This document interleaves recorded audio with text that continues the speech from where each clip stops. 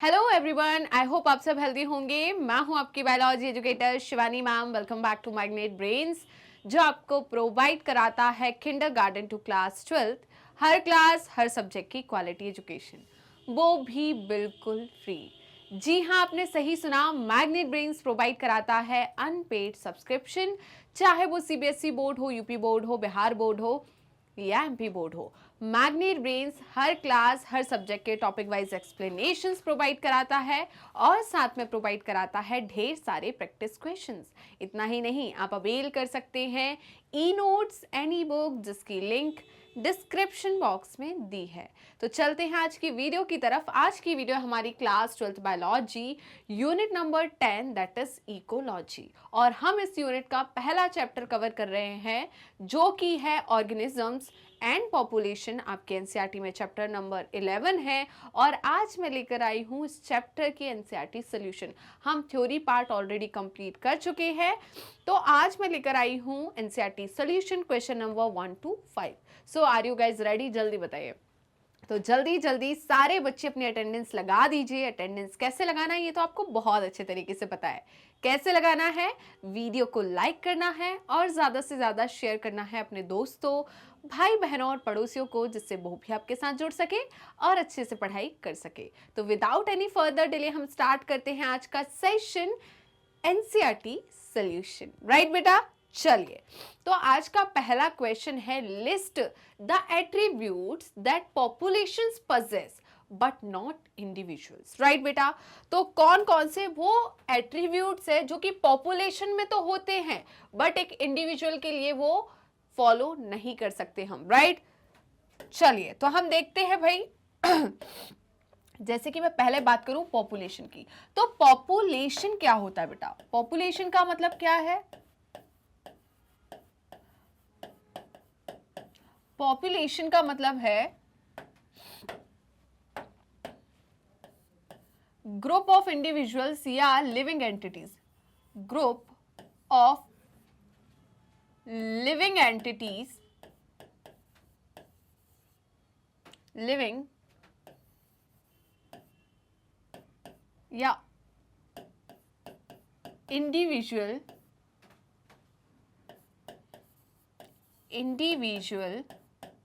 क्या बोल रहे हैं बेटा हम यहां पर? ग्रुप ऑफ लिविंग एंटिटीज या इंडिविजुअल ऑफ सेम स्पीसीज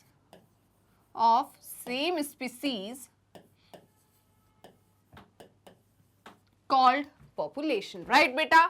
तो इतना समझ में आया पॉपुलेशन। अब हम बात करते हैं पॉपुलेशन एट्रीब्यूट्स के। राइट? तो पॉपुलेशन एट्रीब्यूट्स में हमने क्या पढ़ा था? बर्थ रेट, जिसे हमने मोर्टेलिटी कहा था या नेटिलिटी कहा था। जल्दी बताइए बच्चों, कंफ्यूज नहीं होना है। मैंने आपको क्या बोला था? देखिए, मोर्टेलिटी में एम आ रहा है। राइट? मोर्टेलिटी में एम आ रहा है। राइट?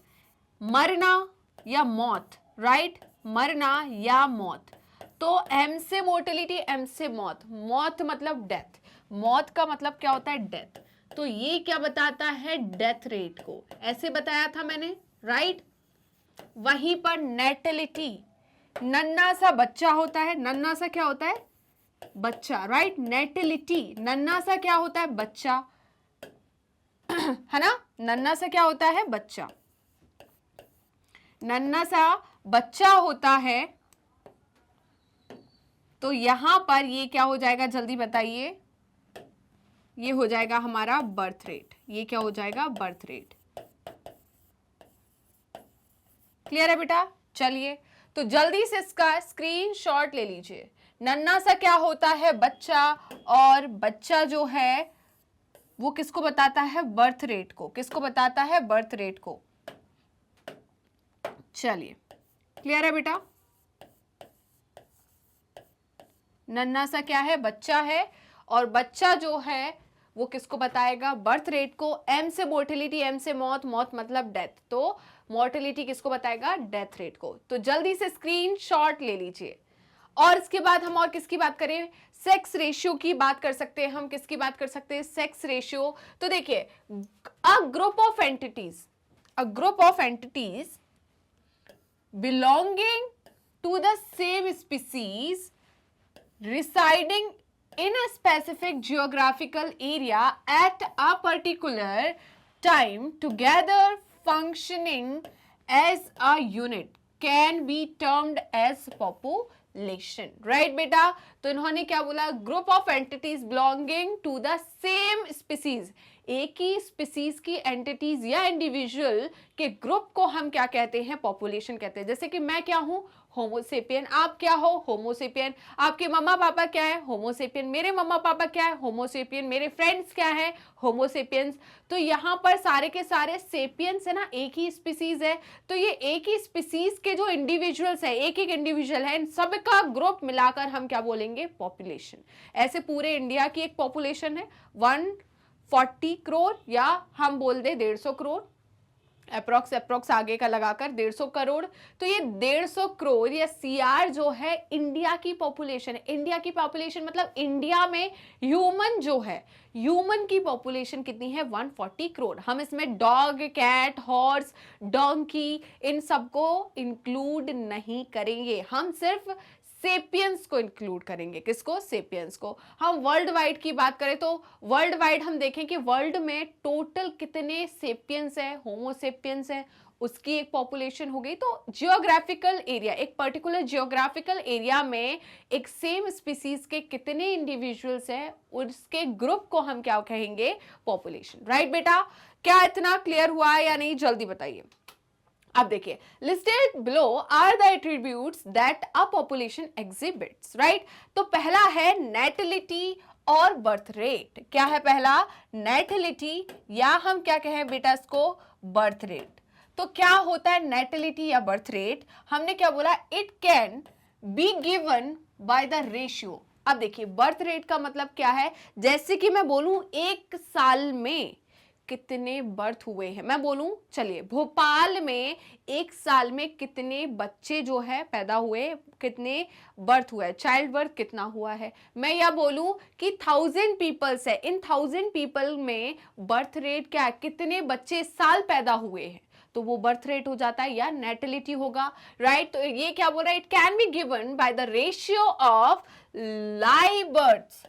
लाइव बर्थ की बात कर रहे हैं हम। राइट, तो जो बच्चे जो मरे हुए पैदा होते हैं, हम उनकी काउंट नहीं कर रहे हैं, हम किसकी काउंट कर रहे हैं, लाइव बर्थ्स की। Right, in a particular area to the population of that area the birth rate can be expressed as the number of individuals added to the population terms as members of the population. right बेटा, तो कितने नए यहाँ पर child जो है, living जो है, वो ऐड हुए हैं, लाइव बर्थ्स जो हुए हैं, तो कितने चाइल्ड पॉपुलेशन में ऐड हुए हैं, वो क्या है, उसका बर्थ रेट। उस पॉपुलेशन का क्या है, बर्थ रेट। मैं बोलूं 1000 पीपल है, 1000 पीपल में से 50 बच्चों का जन्म इस साल हुआ है, तो इसमें 50 बच्चे क्या है, पैदा हुए हैं। 1000 लोगों में से 50 इस साल पैदा हुए हैं, तो ये क्या हो गया, बर्थ रेट। 50 उसका क्या है, बर्थ रेट है, कितने पे, 1000 पर। क्लियर है बेटा,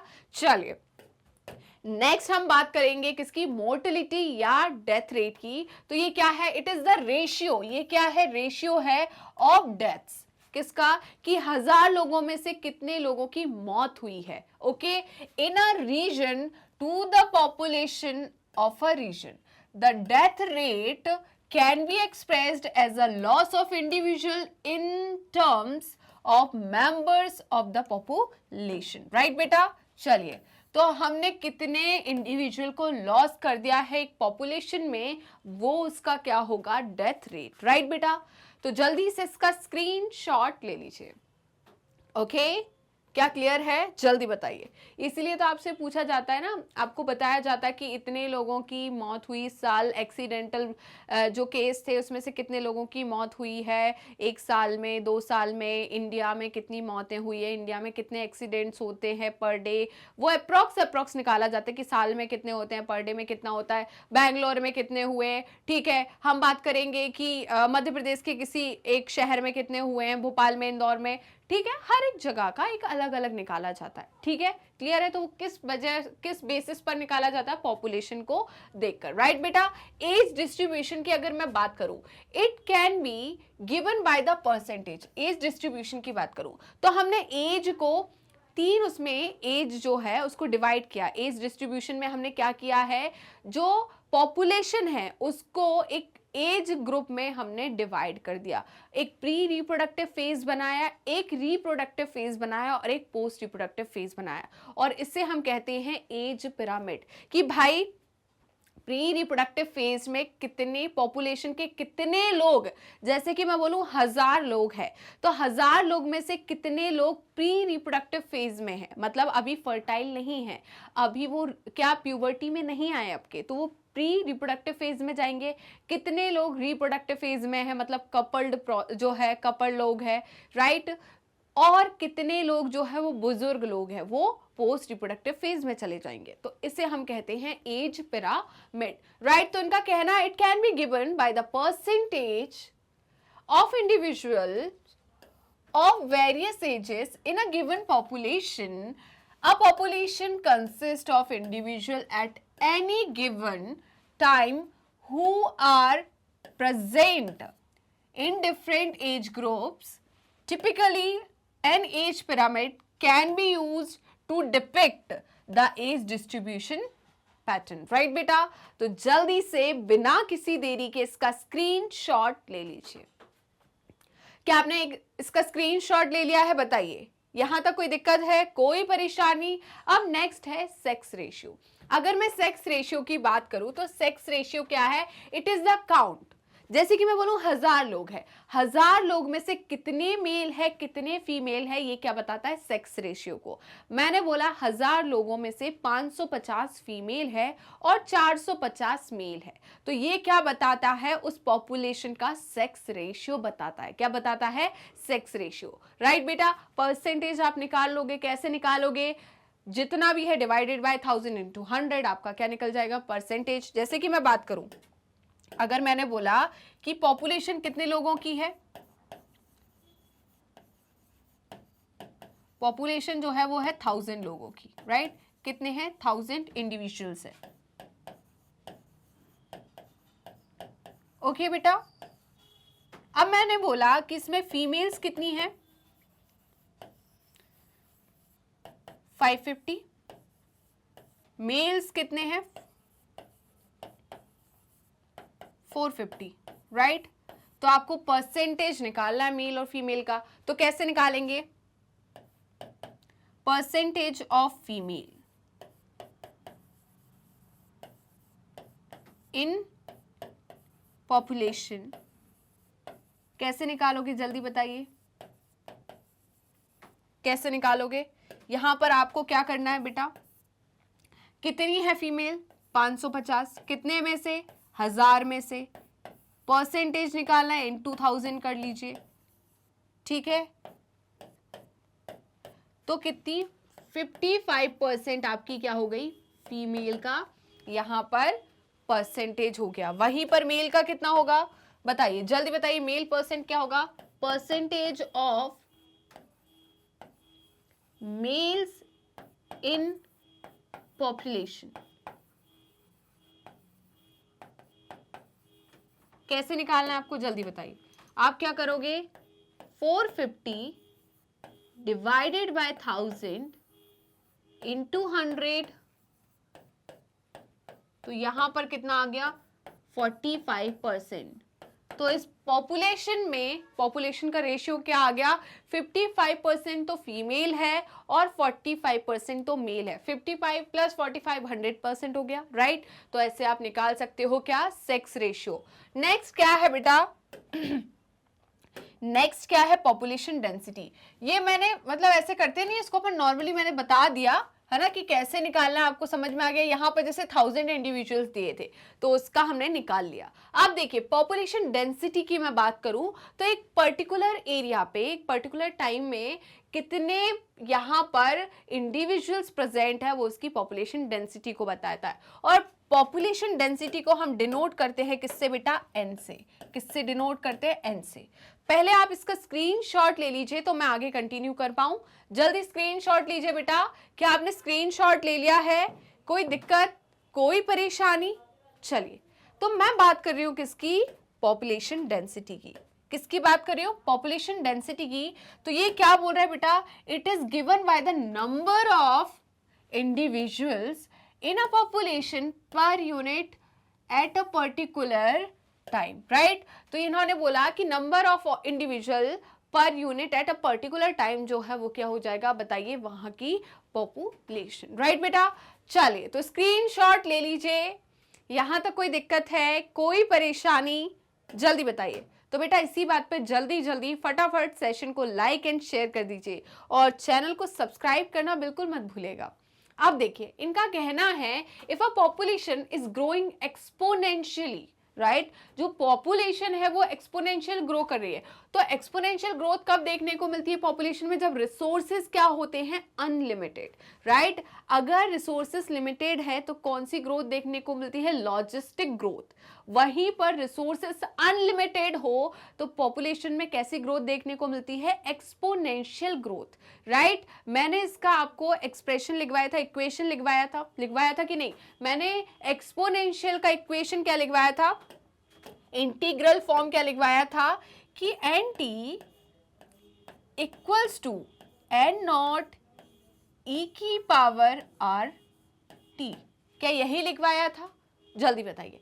अब इनका कहना है कि growing exponential doubles in size in 3 years। तो इनका कहना है कि 3 साल में जो पॉपुलेशन है वो डबल हो गई। क्या हो गई? डबल हो गई।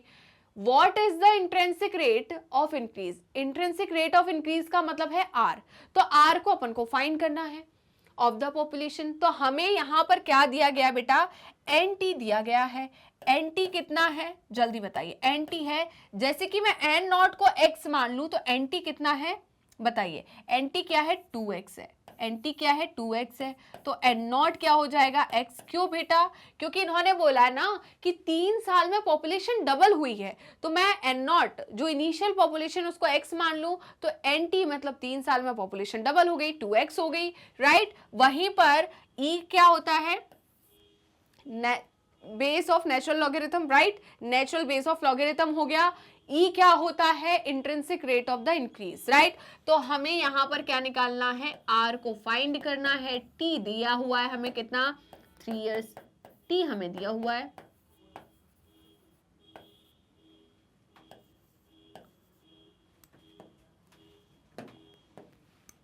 नेचुरल बेस ऑफ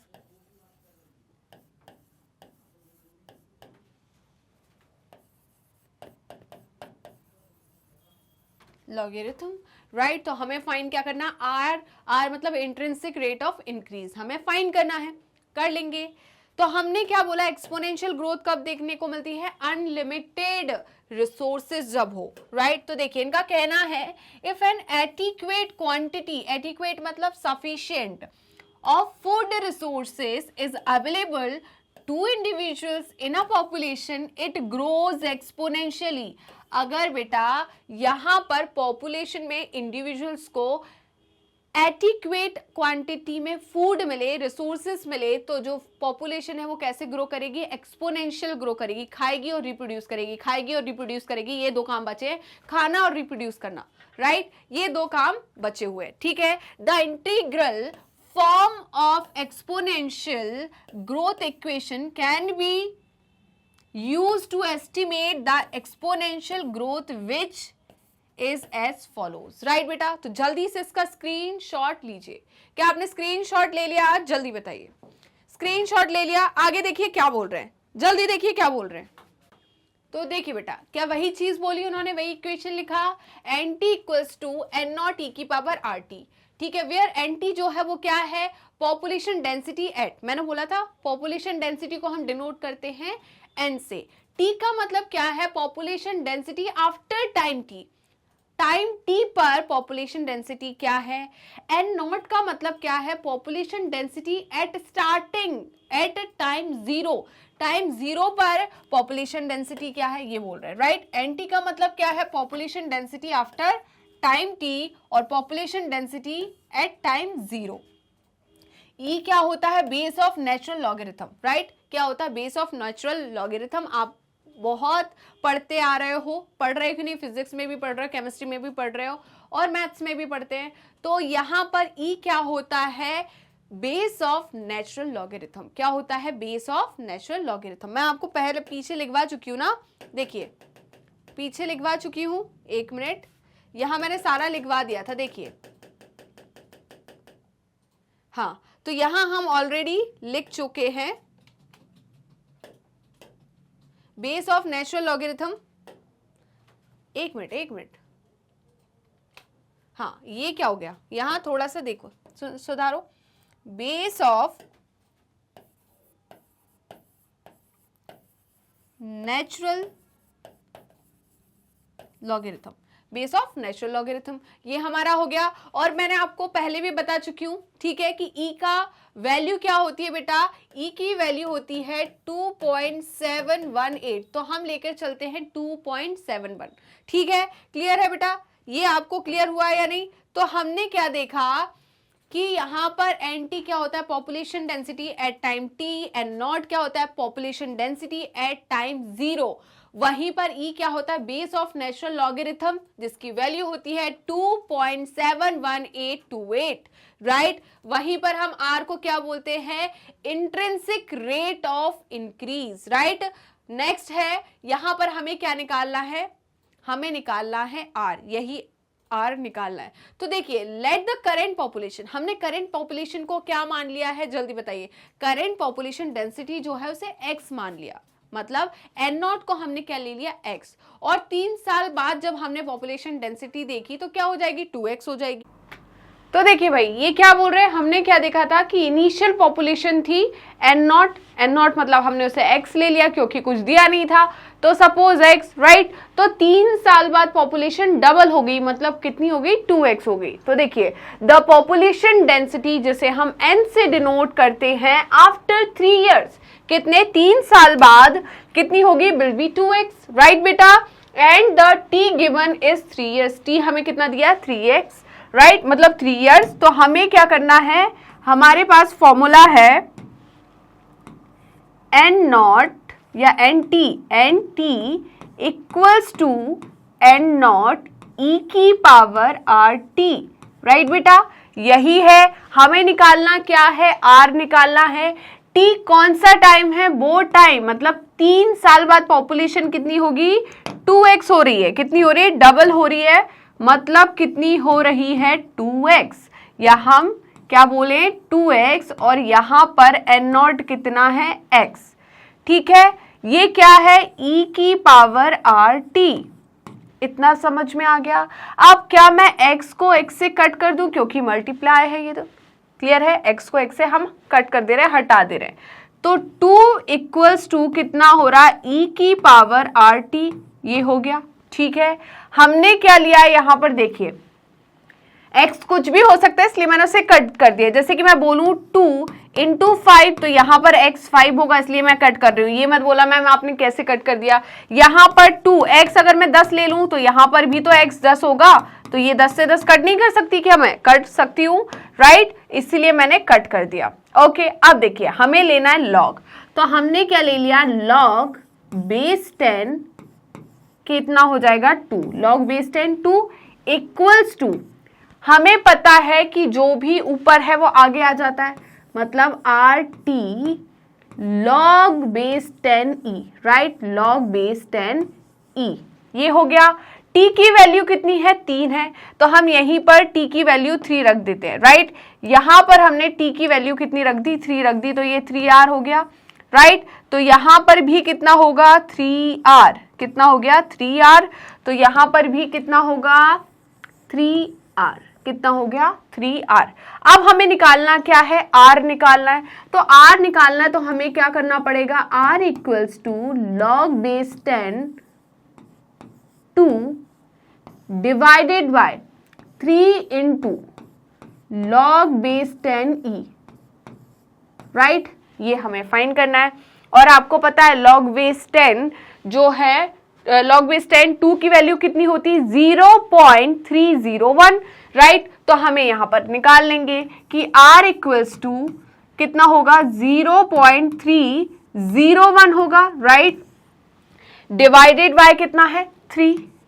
बेटा log base 10 e की वैल्यू जो है वो कितनी होती है 0.434, आपको याद रखना है, राइट, क्या होती है 0.434। e की वैल्यू कितनी होती है 0.271। हमने किसकी निकाली है बताइए log base 10 e की वैल्यू, राइट बेटा। चलिए तो r इक्वल्स टू क्या हो जाएगा यहां, तो r इक्वल्स टू कितना होगा बेटा, देखिए 0.301 डिवाइडेड बाय, आप 3 को इंटू कर दो किससे, क्या हो जाएगा 434 से आप इंटू कर दो, तो यहां पर क्या आएगा हमारा, ओके, तो 1.302 ये हमने ले लिया, ठीक है। अब r की वैल्यू हमें फाइंड करनी है, इसको हम इससे डिवाइड कर देंगे, तो हम क्या करेंगे, ये 3 से 3 हट गया, मतलब यहां पर ऊपर क्या हो जाएगा 301 डिवाइडेड बाय 1302। तो यहां पर एक वैल्यू बढ़ाने के लिए हमें r के साथ एक 0 लगाना पड़ेगा, ठीक है। इसको हम कैंसिल करेंगे तो वैल्यू आएगी 2.311। 0.2311 जो है ये किसकी वैल्यू आ जाएगी, r की वैल्यू, राइट बेटा। तो जल्दी से इसका स्क्रीनशॉट ले लीजिए। क्या आपने इसका स्क्रीनशॉट ले लिया, ये देखिए क्या बोल रहे हैं, substituting these values in equation 1, तो 2x हमने लिया ना, देखिए 2x equals to x e की पावर 3r, राइट, क्योंकि 3 क्या है t है, ओके। तो हमने x से x को कट कर दिया, x से x को कट किया, तो 2 इक्वल्स टू कितना हो जाएगा e की पावर 3r, राइट बेटा। तो हमने यही देखा 2 इक्वल्स टू e की पावर 3r। अब हम आगे देख लेते हैं, इसको मैं हटा देती हूं। चलिए आगे देखिए, applying log on both the sides, हमने लॉग अप्लाई कर लिया, तो यहां पर log base 10 2 हो जाएगा, यहां 3r log base 10 e हो गया, ठीक है। तो हमने r इक्वल्स टू क्या ले गया, यहां पर log base 10 2 divided by 3 into log base 10 e, okay. तो r इक्वल्स टू कितना हो जाएगा 0.301 डिवाइडेड बाय 3 इंटू 0.434, बेटा 0.434 जो है log base 10 e की वैल्यू होती है, राइट, आपको ये याद रखना है, ओके। तो वहां से हमें कैलकुलेट करने पर ये क्या आ गया, r इक्वल्स टू 0.2311, राइट। तो ये आ गई हमारी value. Therefore the intrinsic rate of natural increases, intrinsic rate of natural increases का मतलब क्या होता है बेटा, r। तो r की वैल्यू हमारे को क्या मिल गई बताइए, उस पॉपुलेशन की 0.2311, राइट बेटा। इतना क्लियर हुआ या नहीं, तो जल्दी से इसका स्क्रीनशॉट ले लीजिए। क्या आपने इसका स्क्रीनशॉट ले लिया है, हम आगे बढ़ जाते हैं। चलिए आप देखिए क्या बोल रही है, name important defence mechanism in plant against herbivory. Herbivory का मतलब क्या भाई, जो एनिमल्स किसको खाते हैं, प्लांट्स को खाते हैं, जैसे कि कैटल्स की हम बात करें, तो यहाँ पर उन प्लांट के अंदर कोई डिफेंस मैकेनिज्म होना चाहिए भाई, प्लांट को अपनी स्पीसीज बचानी कि नहीं बचानी, राइट। तो भाई वो कैसे अपने आप को बचाएंगे, तो प्लांट जो है उनके अंदर 2 प्रकार के डिफेंस मैकेनिज्म होता है, एक होता है केमिकल डिफेंस मैकेनिज्म,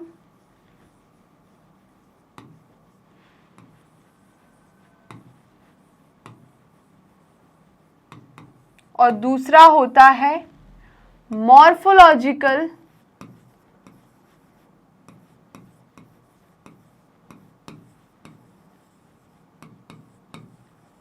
डिफेंस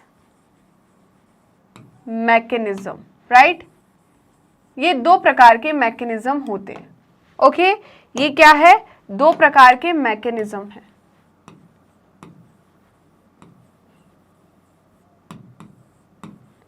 तो हमें यही यहाँ पर डिस्कस करना है। चलिए, तो हम बात करें केमिकल डिफेंस मैकेनिज्म की, तो जो प्लांट्स होते हैं वो एक स्पेशल प्रकार के सब्सटेंस रिलीज करते हैं, सिक्रीट करते हैं, उन्हें हम केमिकल बोलते हैं। जैसे कि कैफीन हो गया, निकोटीन हो गया, क्विनीन है, ये क्या है बेटा, ये केमिकल होते हैं। ये क्या होते हैं, केमिकल होते हैं। जो कैलोट्रोपिस होता है, राइट, वो कार्डियक ग्लाइकोसिडेज को सिक्रीट करता है, राइट।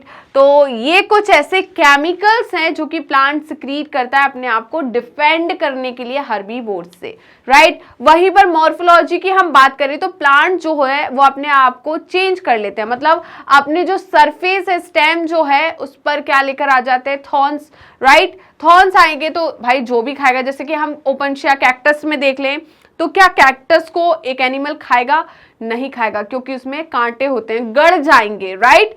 तो क्या करेगा, क्या एनिमल उसको खाना पसंद करेगा, नहीं करेगा। तो हुआ क्या, उसने अपने आप को चेंज कर लिया, डिफेंड कर लिया कि भाई कोई एनिमल आकर मुझे खाए ना।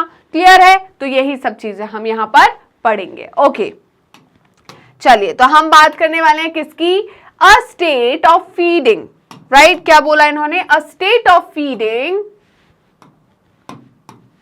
a state of feeding on plants is known as herbivory, right। इसे हम क्या कहते हैं, हर्बीवोरी। अब इन्होंने कहा many plants have evolved mechanisms of both chemical and morphological to safeguard मतलब भाई ये क्या है, उनकी बुलेट जैकेट है, right, themselves against the act of herbivory, right. तो एक्ट ऑफ हर्बीवोरी का मतलब क्या है भाई, यहां पर ये अपने आप को कैसे हर्बीवोर से, मतलब प्लांट ईटिंग एनिमल्स जो है उनसे बचाते हैं। क्लियर है, चलिए तो देखते हैं आगे बेटा क्या बोल रहे हैं ये। केमिकल डिफेंस मैकेनिज्म की हम बात करें तो कैफीन, राइट, कैफीन आप सब लोग पीते ही है। क्या पीते हैं मैम हम, अरे गलत सोच रहे हो आप लोग, क्या पीते हैं हम, चाय कॉफी पीते हैं। कैफीन, निकोटीन, राइट, टोबैको में होता है निकोटीन, ओपियम हमने पढ़ा है, क्विनीन हमने पढ़ा है, are some chemical substance, right. Quinine हमने पढ़ा है कि नहीं पढ़ा, कहां पढ़ा मैम हमने क्विनीन को, ओपियम को कहां पढ़ा है, जल्दी बताइए। ओपियम को हमने ह्यूमन हेल्थ एंड डिजीज में जब हमने ड्रग्स पढ़े थे, right.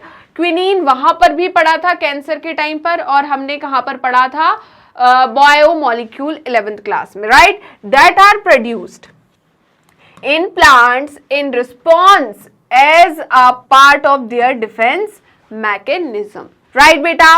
All of the parts of calotropis, calotropis क्या है बेटा, प्लांट है, अकाओ का प्लांट, जिसके जो फूल है वो शिव जी पर जो चढ़ते हैं ना, उसे हम कैलोट्रोपिस बोलते हैं, राइट। तो इनका कहना, all of the parts of calotropis beats consist of lethal cardiac, यही बोला था मैंने, lethal cardiac glycosides that demonstrate to be fatal if consumed by herbivores.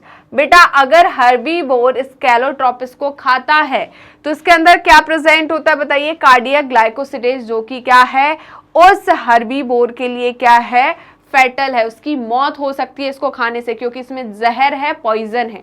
Clear है, चलिए तो जल्दी से इसका स्क्रीनशॉट ले लीजिए और हम आगे बढ़ते हैं। क्या हम आगे बढ़ सकते हैं, जल्दी बताइए, क्या हम आगे बढ़ सकते हैं, तो इसका स्क्रीनशॉट ले लीजिए। चलिए भाई अब हम आगे बढ़ते हैं।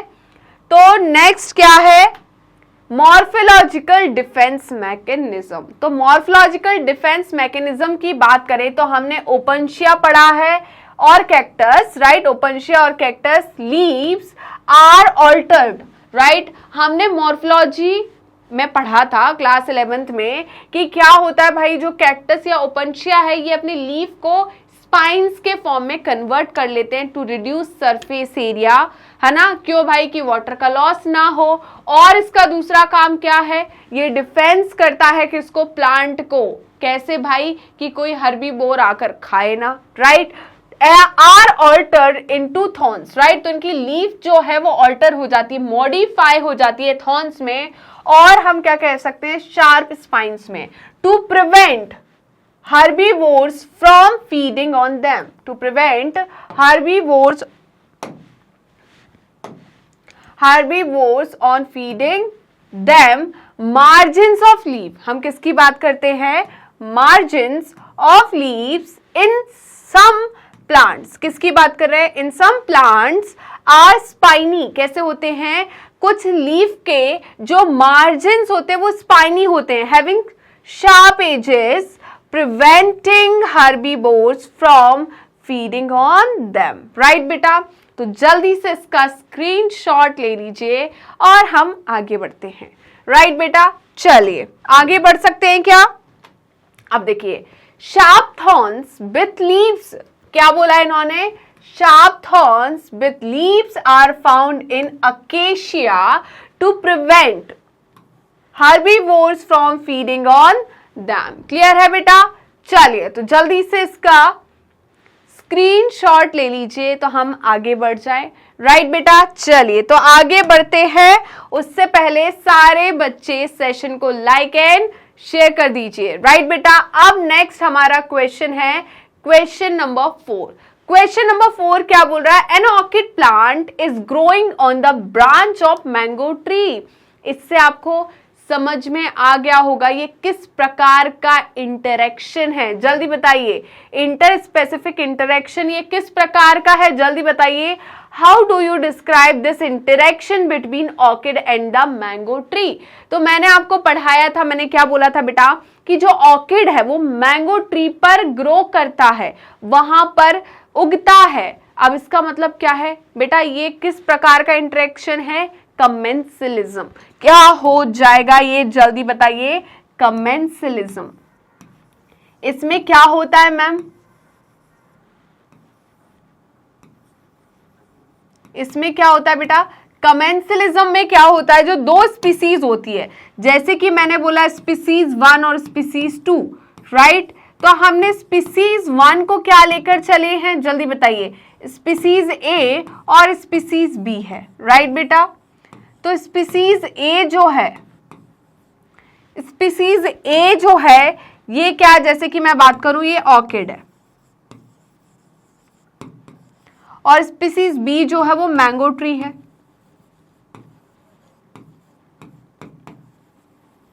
तो होता क्या है बेटा, ऑर्किड जो है मैंगो ट्री पर ग्रो करता है, बट ऑर्किड का मैंगो ट्री पर ग्रो करने से मैंगो ट्री को किसी भी प्रकार का हार्म नहीं होता। इसको क्या मिलेगा, यहां पर पॉजिटिव रिस्पॉन्स, और यहां पर इसे कुछ ना ही फायदा है ना ही नुकसान है, राइट। तो इस प्रकार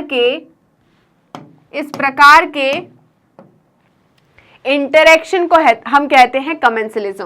बेटा ऑर्किड जो है, ये मैंगो ट्री ऑर्किड को क्या शेल्टर प्रोवाइड करता है, और आपकी एक जगह एनसीईआरटी में लिखा हुआ है कि ये क्या शेल्टर और न्यूट्रिएंट प्रोवाइड करता है। देखिए बेटा, मैं फिर से क्लियर करूंगी और मैंने आपको पहले भी क्लियर कर चुकी हूं, ऑर्किड जो है वो अपना भोजन खुद बना सकता है, मतलब फोटोसिंथेसिस वो खुद कर सकता है, बट इसकी स्टेम जो है वो वीक होती है, तो उसे सपोर्ट की जरूरत पड़ती है, उसको शेल्टर की जरूरत पड़ती है, इसीलिए वो किसकी, मैंगो ट्री की ब्रांचेस पर ग्रो करता है। वो अपना खाना खुद बनाता है, वो मैंगो ट्री से अपना फूड या न्यूट्रिएंट डिराइव नहीं करता, इसलिए ये पैरासाइट नहीं है।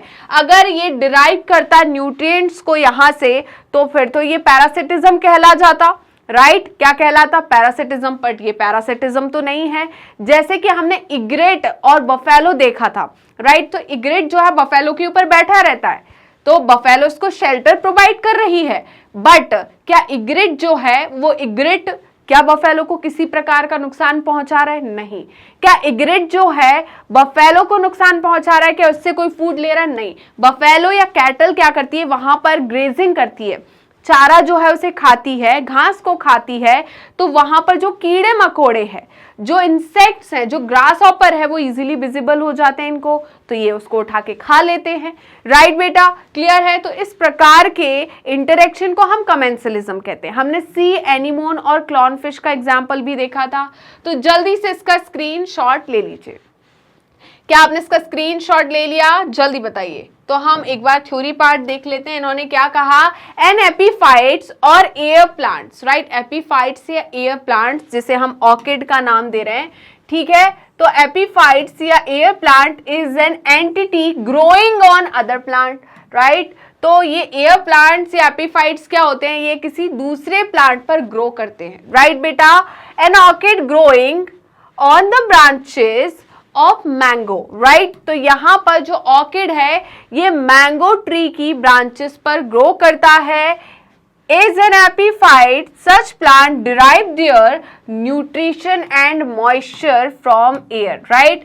तो इन्होंने क्या कहा, जल्दी बताइए, इन्होंने क्या कहा, इन्होंने कहा सच plants derive their nutrition and moisture from air, water and rain from the debris around them and not from the plant on which is growing। यहां पर क्लियर कर दिया या नहीं कि भाई ये न्यूट्रिशन जो है कहां से नहीं लेते, जिस प्लांट पर ये ग्रो करते हैं वहां से न्यूट्रिशन को नहीं लेते, राइट बेटा। ये अपना खाना खुद बनाते हैं, मतलब ये फोटोसिंथेटिक होते हैं। क्लियर है बेटा?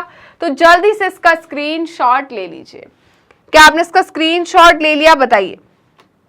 अब आगे देखते हैं। Hence the relationship between mango tree, तो मैंगो ट्री के बीच में रिलेशन और ऑर्किड के बीच में रिलेशन जो है ये एग्जाम्पल है कमेंसलिज्म का। किसका? कमेंसलिज्म का। Where in one species receives its benefit and other stage unaffected, मतलब एक को फायदा हो रहा है, दूसरे को ना ही फायदा ना ही नुकसान। In the given interaction orchid is benefited, मैंने लिखा था नीचे प्लस साइन बनाया था, as it gets physical support. मैंने बोला था ना इसकी स्टेम वीक होती है, राइट, इसको सपोर्ट की जरूरत होती है, physical support from the mango tree. कहां से चाहिए होता है इसको? मैंगो ट्री से। But the mango tree is unaffected, but mango tree को कोई भी ना तो बेनिफिट है ऑर्किड से, ना ही कोई परेशानी है, राइट बेटा। तो जल्दी से इसका स्क्रीनशॉट ले लीजिए। क्या आपने इसका स्क्रीनशॉट ले लिया है? यहां तक कोई दिक्कत, कोई परेशानी? तो अब चलते हैं हम नेक्स्ट क्वेश्चन, क्वेश्चन नंबर 5 की तरफ। क्वेश्चन नंबर 5 है, what is the ecological principle behind the biological control method managing pest insects, right. तो भाई यहां पर पेस्ट इंसेक्ट को कंट्रोल करने के लिए कौन सा बायोलॉजिकल मैनेज करने के लिए कौन सा बायोलॉजिकल कंट्रोल प्रिंसिपल है, यहां पर इकोलॉजिकल प्रिंसिपल है, जल्दी बताइए। तो यहां पर हमने पढ़ा था biological control microbes and human welfare में कि भाई हम क्या करते हैं, हम यहां पर किसका यूज नहीं करते, हम यहां पर पेस्टिसाइड का, फंगीसाइड का यूज नहीं करते, हम किसका यूज करते हैं? बायोलॉजिकल कंट्रोल्स का, राइट। और ये बायोलॉजिकल कंट्रोल्स कौन थे? इंसेक्ट्स थे, राइट। क्लियर है? तो यहां पर ये किसको शो कर रहे हैं, जल्दी बताइए। ये प्रेडेशन को शो कर रहे हैं, राइट। किसको शो कर रहे हैं? प्रेडेशन को, कि एक प्रेडेटर होता है, दूसरा क्या होता है? प्रे होता है। तो प्रेडेटर प्रे को खाएगा, तो यहां पर इकोलॉजिकल बैलेंस रहेगा, मैनेज रहेगा किसकी स्पीसीज? पेस्ट की स्पीसीज, पेस्ट इंसेक्ट की स्पीसीज। क्यों? जैसे कि मैंने बात कर ली, कोई बर्ड है, राइट, जो कि किसी इंसेक्ट को खाती है और वो इंसेक्ट जो है वो फसल को खराब कर रहा है, तो मैं उस एनवायरनमेंट में, उस इकोलॉजिकल एनवायरनमेंट में अगर उस बर्ड को इंट्रोड्यूस कर दूं तो यहां पर मुझे पेस्टिसाइड की जरूरत नहीं पड़ेगी अपनी फसल को बचाने के लिए। क्यों? क्योंकि वो बर्ड जो है इस इंसेक्ट को खा जाएगी, राइट। तो इससे क्या होगा? यहां पर इंसेक्ट की पॉपुलेशन भी नहीं बढ़ेगी और हमारा जो क्या बात करेंगे हम, जो हमारी फसल है वो भी खराब नहीं होगी। और बर्ड जो है बेटा पूरे जो हमारा इंसेक्ट उसे खा नहीं जाएगी। क्यों नहीं खा जाएगी? अगर उसे कंप्लीटली खा गई तो उसकी लाइफ भी खतरे में पहुंच जाएगी, क्योंकि उसका खाना खत्म हो जाएगा तो उसे खाना नहीं मिलेगा, राइट। तो इस प्रकार के हम बायोलॉजिकल प्रिंसिपल को, इकोलॉजिकल प्रिंसिपल को क्या बोलते हैं? बायोलॉजिकल कंट्रोल, ठीक है। चलिए तो हम यहां देख लेते हैं, predation is the ecological principle. Predation क्या है बेटा? इकोलॉजिकल प्रिंसिपल है। प्रेडेशन क्या है? इकोलॉजिकल प्रिंसिपल है behind the biological control method of managing pest insects, right. Predation is referred to as the biological interaction between a predator, right। तो ये किसके बीच में, predator और prey के बीच में क्या है बताइए, biological interaction है, wherein the predator feeds on the prey। predator किसको खाएगा, prey को खाएगा, thereby regulating the population of paste insect. इससे क्या होगा, जो पेस्ट इंसेक्ट है उसकी पॉपुलेशन क्या होगी, कंट्रोल में रहेगी, रेगुलेटिंग होगी, राइट। द गैम्बूशिया, गैम्बूशिया क्या है बेटा, फिश है। ये गैम्बूशिया फिश जो होती है मॉस्क्यूटो के लार्वा को खाती है, फीड करती है, राइट।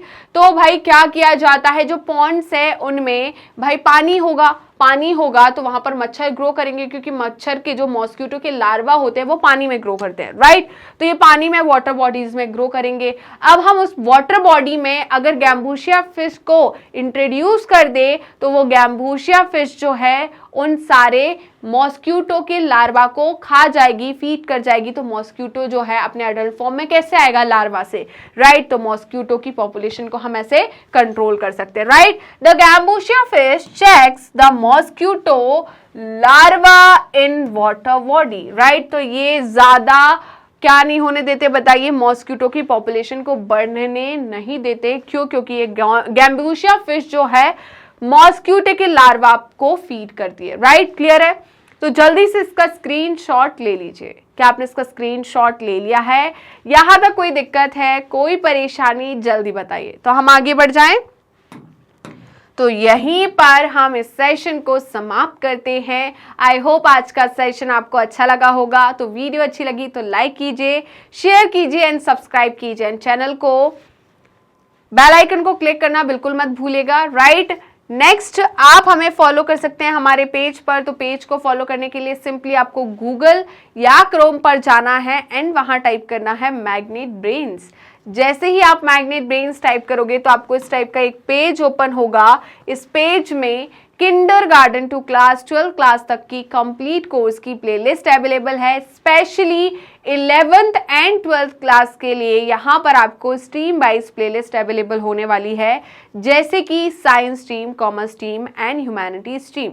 इस स्ट्रीम वाइज प्लेलिस्ट में आपको क्या क्या चीज़ें मिलने वाली है, हमने क्या क्या चीज़ें इंक्लूड की है, तो थोड़ा ध्यान से सुनेगा। इस प्लेलिस्ट में हम आपके लिए लेकर आए हैं एनसीईआरटी की पूरी theory with advance theory, NCERT solution, MCQs, MIQs, one shot revision, quick revision and daily practice question, जिससे ना कि सिर्फ आपका थ्योरी पार्ट स्ट्रांग हो, हमने पूरा ध्यान रखा है आपका कि थ्योरी पार्ट के साथ आपका सॉल्यूशन पार्ट, आपका एमसीक्यूज पार्ट, एमआईक्यूज पार्ट भी स्ट्रांग होना चाहिए। आप डेली प्रैक्टिस कर पाए, आप डेली रिवीजन कर पाए, इस बात को ध्यान में रखकर हमने इस प्लेलिस्ट को तैयार किया है। इसके अलावा आप हमें फॉलो कर सकते हैं हमारे ऑफिशियल वेबसाइट पर, दैट इज www.magnetbrains.com, और आप हमसे जुड़ सकते हैं हमारे सोशल मीडिया हैंडल्स के थ्रू, जैसे कि Facebook, Instagram, Twitter and WhatsApp. आप अवेल कर सकते हैं e notes and E book, जिसकी लिंक डिस्क्रिप्शन बॉक्स में दी है। तो चलते हैं मैग्नेट ब्रेन्स की टॉप कोर्सेज की तरफ। उससे पहले जान लीजिए कि मैग्नेट ब्रेन्स के 2 चैनल हैं, Hindi medium channel and English medium channel. Hindi medium channel पर हम क्लास 6 to 12 क्लास तक के कोर्सेज कराते हैं। तो जो भी आपके हिंदी मीडियम वाले भाई बहन या आपके पड़ोसी हैं, दोस्त हैं, उनको बता दीजिए कि मैग्नेट ब्रेन्स का हिंदी मीडियम चैनल भी है, जिस पर हम फ्री एजुकेशन प्रोवाइड करते हैं। वहीं पर इंग्लिश मीडियम चैनल की बात करें, जिस पर आप पढ़ रहे हैं, तो इस पर हम किंडरगार्टन टू क्लास 12 क्लास तक के प्रिपरेशन कराते हैं। इन दोनों चैनल पे कौन कौन से कोर्सेस अवेलेबल है, तो थोड़ा ध्यान से सुनेगा। इन दोनों चैनल पर हम सीबीएसई बोर्ड की प्रिपरेशन कराते हैं। सीबीएसई बोर्ड के साथ हम इंक्लूड करते हैं स्टेट बोर्ड को भी, जैसे कि Delhi board, Bihar board, UP board, MP board, Rajasthan board. इसके साथ ही वैदिक maths, crash course and spoken English, ये सारे के सारे top courses magnet brains high quality education के साथ 100% फ्री में प्रोवाइड कराता है। जी हाँ, मैंने यही कहा और आपने सही सुना, मैग्नेट ब्रेन्स प्रोवाइड कराता है अनपेड सब्सक्रिप्शन। तो जुड़े रहिए मुझसे और मैग्नेट ब्रेन्स से। मिलते हैं नेक्स्ट वीडियो में, तब तक के लिए बाय बाय।